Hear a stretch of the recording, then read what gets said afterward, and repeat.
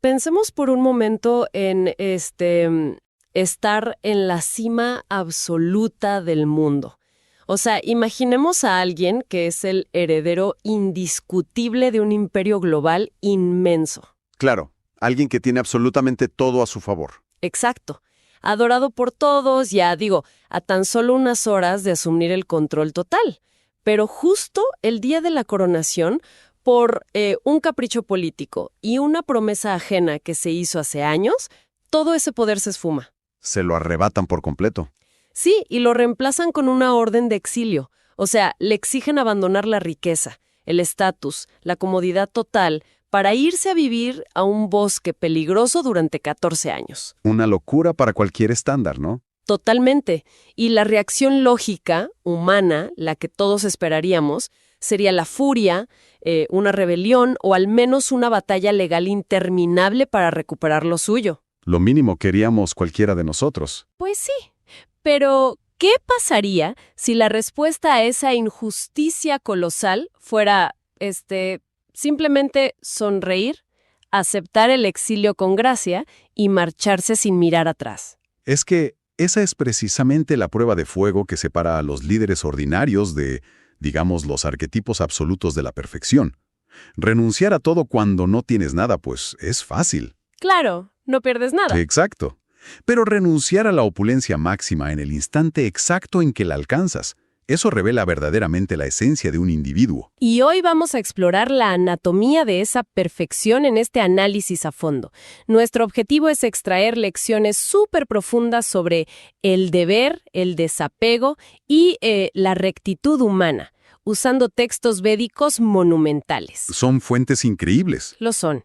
Por un lado, nos vamos a sumergir en las notas del Ramayana de Valmiki, que es un texto de 24,000 versos, considerado el primer registro poético de la cultura védica. Una obra maestra absoluta de la literatura. Sin duda. Y por otro lado, integraremos resúmenes filosóficos muy precisos de los cantos 9 y 10 del Srimad Bhagavatam. O sea, estamos hablando de fuentes verdaderamente inmensas, que no solo te cuentan una historia, sino que codifican cómo debería ser el comportamiento humano frente a las peores crisis imaginables. Y hay que destacar, desde este mismísimo momento, que la brújula que guiará todo nuestro análisis de hoy es una presentación magistral basada en las enseñanzas y la clase impartida por Arjuna Sahadas. Un enfoque fundamental para entender esto.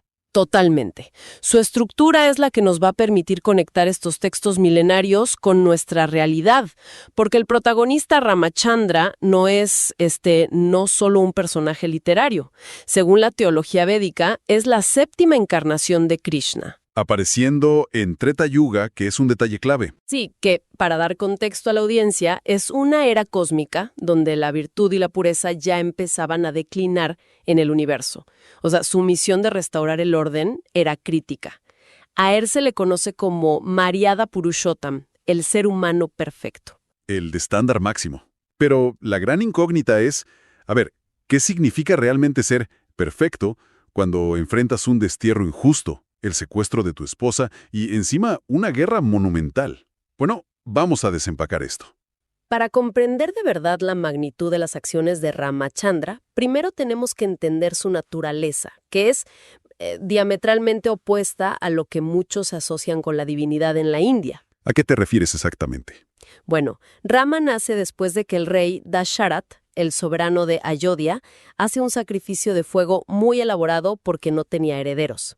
De ese fuego sagrado surge un ser que entrega un néctar a las reinas y así nace Rama. Ok, un origen totalmente místico. Exacto.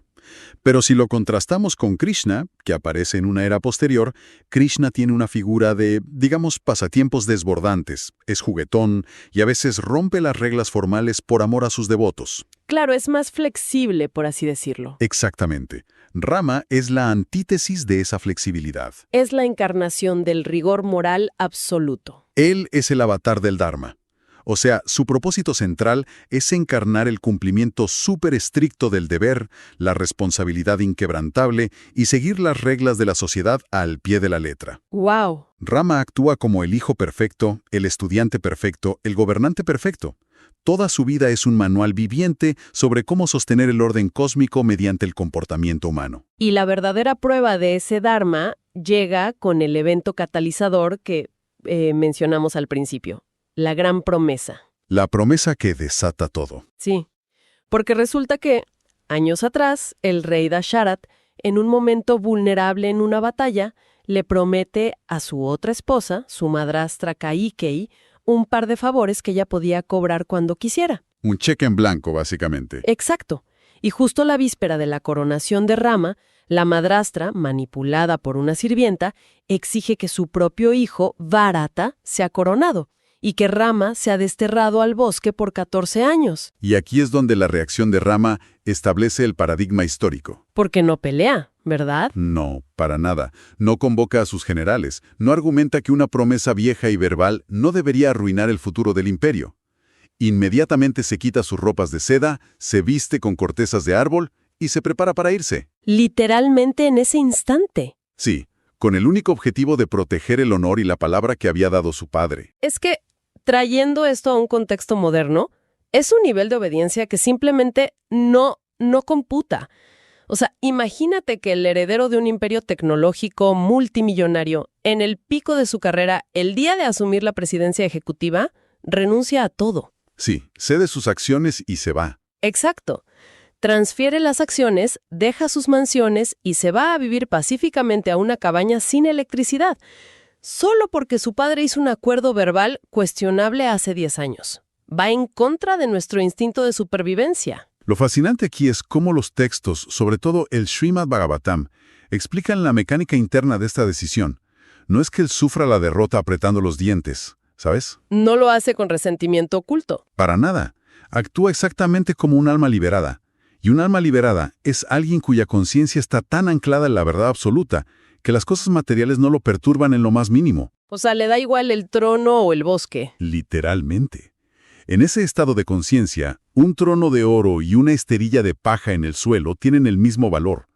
No hay esfuerzo en su renuncia, porque simplemente no hay apego material desde el principio. Ya veo. Pero, a ver, ¿por qué es tan vital llevarlo al extremo? Digo, ¿por qué no negociar un término medio? Compartir el poder o algo así. Porque en esta cosmología, el líder establece el estándar absoluto de conducta para el resto de la sociedad. Si el líder rompe una promesa, por más injusta que sea, el mensaje es que la moralidad es negociable. Ah, claro, que las reglas solo aplican cuando te convienen. Exactamente. Si Rama se negaba, toda la estructura moral de la civilización habría colapsado, porque la gente común siempre sigue el ejemplo de los grandes hombres. Entiendo. Pero, bueno, esa aceptación tan pacífica se convierte rapidísimo en una tragedia brutal. Rama se va al bosque con su devota esposa Sita y su hermano Lakshman. Viven años de austeridad hasta que aparece Ravana. El rey de los demonios de la isla de Lanka. Un personaje aterrador. Sí, descrito con 10 cabezas, representando el ego, la lujuria, el materialismo rapaz. Y Ravana quiere secuestrar a Sita. Entonces usa un demonio llamado Maricha, que se convierte en un ciervo dorado deslumbrante. Una distracción perfecta. Sí, Sita pide el ciervo, Rama y Lakshman van a buscarlo, alejándose de su cabaña. Y ahí Ravana aprovecha y secuestra a Sita. Y esto desencadena una reacción de Rama que me parece súper confusa. Es un punto de inflexión teológico inmenso. Sita muestra un apego extremo. Sí, parece consumido por el dolor. Y aquí tengo que hacer una pausa y plantear una duda genuina, porque me parece una contradicción gigantesca. Si desde el primer verso nos dicen que Rama es Dios, omnisciente y desapegado, ¿por qué llora como un ser humano ordinario al que le arruinaron la vida? Es una pregunta excelente, ¿de verdad? O sea, ¿no se supone que el apego material es la trampa principal de la que hay que huir? Ver a Dios cayendo en una ilusión de dolor mundano es, muy desconcertante. Ayúdame a entender esto. Claro.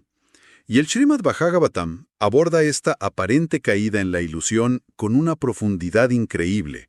La clave es que la situación de Rama no opera en el nivel material, sino puramente en el espiritual. Aquí entra el concepto de Vipralamba. Vipralamba. ¿Qué significa eso exactamente? Se traduce como la bienaventuranza espiritual en la separación. Suene a un oxímoron total. O sea, si pierdes a quien amas, sufres. ¿cómo va a ser eso felicidad espiritual? Fíjate, en el plano material, cuando pierdes a tu pareja, el sufrimiento viene del ego falso. Es la pérdida de tu comodidad, de tu gratificación o tu sentido de posesión sobre la otra persona. Es dolor por carencia. Ok, eso tiene sentido. Pero en el plano trascendental, Sita y Rama no son seres mundanos. Sita es la personificación de la potencia de placer interno de Dios. El llanto de Rama no es dolor material, es una exhibición extática de amor espiritual. ¡Wow! O sea, el dolor es una forma de éxtasis. En la teología védica, sí. El amor en separación fuerza a la mente a meditar tan intensamente en el ser amado, que la conexión se vuelve paradójicamente más fuerte y dulce que cuando están físicamente juntos. Eso cambia por completo la forma en que vemos esta historia. Y hay otro detalle fascinante que resuelve el misterio aún más.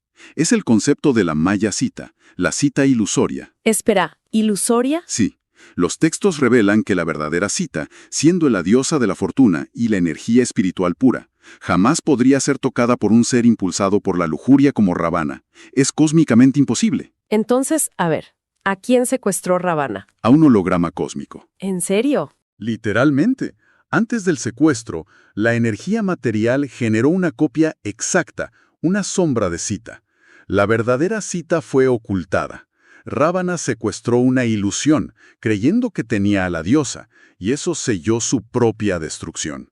¡Qué locura! Y esto nos devuelve a la perspectiva de la que hablamos al inicio, porque como bien explica Arjuna Sakadas en su clase, Rama adopta esta forma humana y muestra este dolor con un propósito pedagógico enorme. Exacto, es una lección visceral. Sí, él ilustra, a través de esta obra de teatro cósmica, los peligros catastróficos de la lujuria descontrolada, que es Ravana, y la necesidad sagrada de proteger a las mujeres y el honor en esa cultura.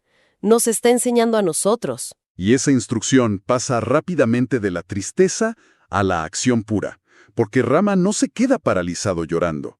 Para rescatar a Sita, reúne un ejército y llega al borde del océano inmenso. Y allí intenta ser pacífico primero, ¿no? Al ver que confunden su cortesía con debilidad, Rama manifiesta una furia divina impresionante. Prepara sus flechas místicas y el océano literalmente hierve de terror. ¿Se rinde de inmediato? Al instante. Y así es como logran construir ese famoso puente de rocas flotantes para llegar a Lanka. Aquí es donde se pone realmente interesante, porque el choque de fuerzas en Lanka tiene contrastes casi absurdos. Por un lado, tienes al ejército de Ravana. Una máquina de guerra imparable. Totalmente. Están armados hasta los dientes con astras, que son como armas de destrucción masiva antiguas, cuadrigas voladoras, flechas de fuego celestial. Y por el otro lado, las fuerzas de rescate de Rama son literalmente monos y osos armados con árboles y piedras.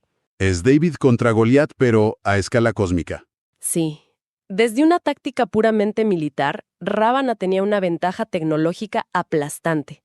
¿Cómo es posible que un ejército de animales aniquile a la fuerza militar más avanzada de esa era? Si conectamos esto con el panorama general, la explicación está en una de las tensiones filosóficas más profundas de esta cosmovisión, el enfrentamiento entre Purushakara y Daiva. ¿Purushakara? Me suena a, puro esfuerzo humano, ¿no? Fuerza bruta, cálculo. Y asumo que Daiva es la otra cara de la moneda, algo más místico. Es una deducción perfecta. Purushakara es el esfuerzo material. Todo lo que logramos con inteligencia, tecnología, acumulación de recursos.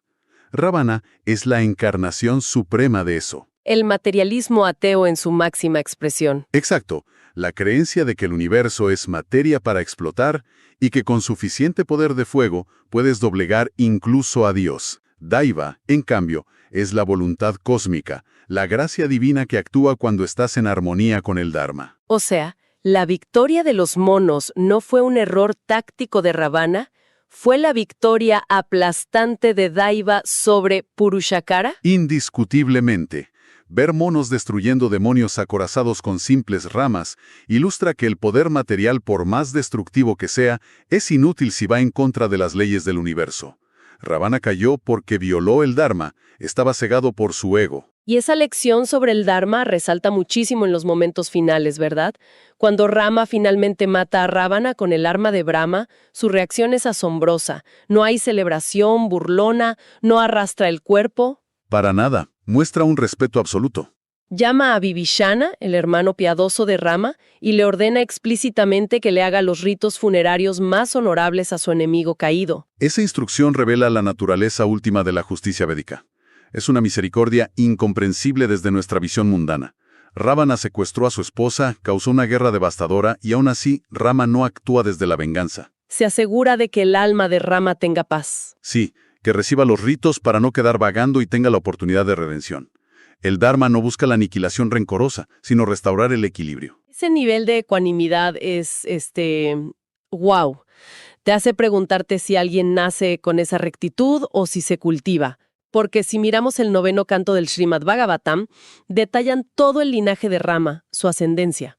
Y no es una simple genealogía burocrática, es un catálogo de sacrificios monumentales.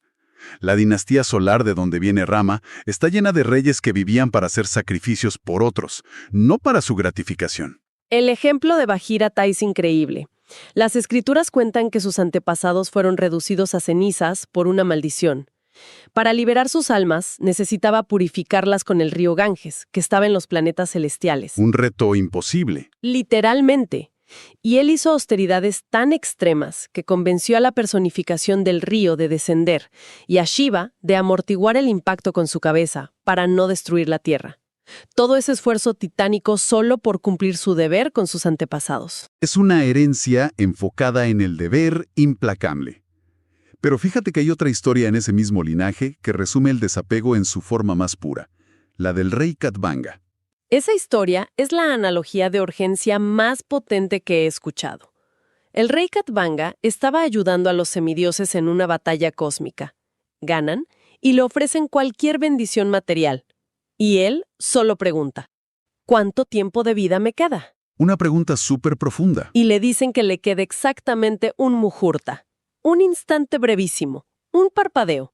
O sea, imaginemos que tenemos 1% de batería para hacer la llamada más importante de nuestra vida, la que decidirá el destino de nuestra alma. Y la pantalla ya está parpadeando para apagarse. Exacto. En ese milisegundo no hay tiempo para el pánico. No puedes revisar el correo ni llorar por errores del pasado. Solo hay espacio para una acción pura y absoluta. Y la acción de Katvanga, en ese segundo, es la definición de la perfección espiritual. Al saber que su tiempo se acababa, no sintió lástima. Abandonó instantáneamente todo sentido de posesión sobre su reino, su familia, su propio cuerpo. ¿Todo en un instante? Sí. Entregó su mente por completo sin dudarlo a la suprema personalidad de Dios.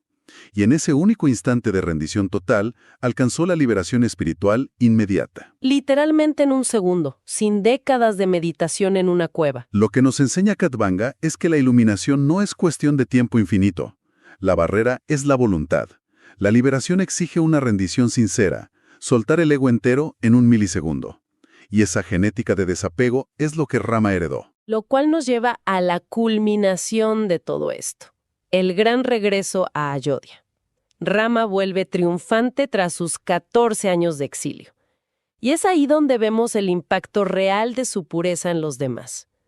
Durante esos años, su hermano Bharata, el que iba a ser rey, se negó a usurpar el poder. Bharata es el reflejo del liderazgo de Rama. Él colocó las humildes sandalias de madera de Rama en el trono y gobernó solo como regente. Se negó a vivir en el palacio, dormía en una esterilla de paja, comía cebada, llevó vida de ermitaño esperando a su hermano. Y cuando Rama finalmente toma el trono, se establece el famoso Ramaraya, la era dorada. El Ramaraya no es sobre avances tecnológicos, es sobre el estado de conciencia de la sociedad inspirado por su líder. Rama no gobernaba como un burócrata lejano o un tirano, gobernaba como un padre amoroso. Cuidaba a cada ciudadano como a su hijo. Exactamente. Y por eso, la gente no obedecía las leyes por miedo a la policía, sino por amor, devoción y respeto absoluto hacia la pureza de su rey. Además, Rama estableció un estándar inquebrantable para la vida familiar con su voto de Eka Patni Vrata. El voto de tener una sola esposa durante toda su vida. Un detalle sociológico inmenso. En una época donde los reyes tenían harenes gigantes y matrimonios por alianzas políticas, la fidelidad exclusiva de Rama hacia Sita demostró que la verdadera fuerza no está en conquistar territorios o mujeres, sino en el control perfecto de los propios sentidos. Estableció el estándar moral definitivo para cualquier jefe de familia. Y al contemplar este estándar, pues cerramos el círculo de nuestro viaje de hoy. Es súper importante recordar que todo este análisis profundo ha sido posible gracias a la presentación estructurada por Argunia Sajadas. Su enfoque fue clave para navegar estos 24.000 versos, sin duda. Así es. Entonces, ¿qué significa todo esto para nosotros hoy? Vimos cómo la perfección de Maryada Purushottam se manifestó al renunciar a un imperio con una sonrisa por el deber. Vimos cómo su dolor por Sita nos enseñó los peligros de la lujuria, y cómo el desapego radical no crea apatía, sino que construye el Rama Raya, una sociedad de pura compasión. Los textos nos demuestran que el deber y el desapego no son ideas místicas lejanas. Son tecnologías sociales. Son los cimientos de la cordura del universo. Cuando el líder opera sin ego, la sociedad florece, imitando esa conciencia superior. Lo que nos deja con una reflexión final bastante provocativa. Hoy vivimos en una era obsesionada con crear sistemas perfectos. Creemos que con leyes exhaustivas, instituciones blindadas y tecnología lograremos una sociedad justa. Pero el Rama Raya, el gobierno perfecto, dependía de un líder internamente intachable, capaz de sacrificar cualquier comodidad personal por el bienestar colectivo. Así que la pregunta es, ¿podemos realmente construir una civilización justa confiando solo en leyes frías diseñadas para contener la codicia? ¿O estamos destinados al caos hasta que empecemos a exigir y a cultivar en nosotros mismos ese nivel de pureza espiritual y desapego extremo que tenían los antiguos líderes? Tal vez, en lugar de intentar construir jaulas burocráticas más fuertes, lo que necesitamos urgentemente es forjar almas liberadas.